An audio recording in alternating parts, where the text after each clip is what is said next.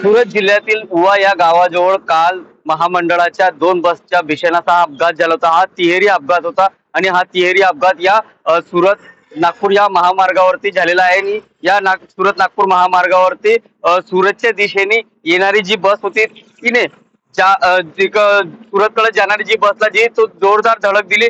पाणीचा टँकर होता त्या पलीकडेला आणि त्या पलीकडच्या टँकरला धडक दिल्यानंतर चालकाचा ताबा जो आहे तो सुटल्यानंतर थेट विरुद्ध दिशेने येणारी जी काही जामनेरची जी बस होती त्या बसला धडक दिली। ते बसला धडक दिल्यानंतर ही बस जी आहे थेट या खड्ड्यामध्ये जाऊन गेली आणि या खड्ड्यात गेल्यानंतर तिच्या डिझेलचा टँक जो आहे तो फुटल्यानंतर त्याच्या मोठा असा आग जी आहे ती बसला लागली होती ना आगीने अवघ्या काही क्षणातच रुद्र रूप जे आहे ते धारण केलं होतं। आपण पाहू शकतो की एका ज्या बसेस आहे त्या बसेसचे जे अवशेष आहे ते इथं दिसून येत आहेत, तर प्रवाशांच्या सामान देखील या ठिकाणी पडलेलं असल्याचं दिसून येत आहे। एकंदरीतच हा अपघात इतका भीषण होता की हा असलेला साईड लागलेला हा जो कठडा आहे हा कठडा तोडून ही बस जी ती जवळपास या खड्ड्यात जाऊन आदळली आणि खड्ड्यात जाऊन आदळल्यानंतर तात्काळ तिने पेट घेतला आणि पेट घेतल्यानंतर या ठिकाणी जवळपास 5 लोकांचा मृत्यू झाला होता, तर दरम्यान 2 लोकांचा मृत्यू झाला होता। तर या घटनेमध्ये जवळपास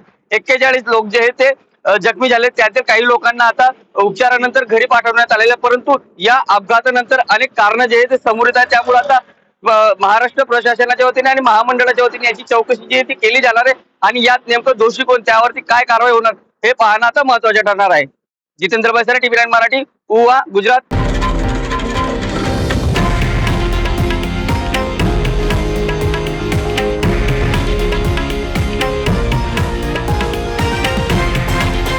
हे आहे देशातील नंबर 1 न्यूज नेटवर्क आणि आपण पाहत आहात TV9 मराठी, एकमेव।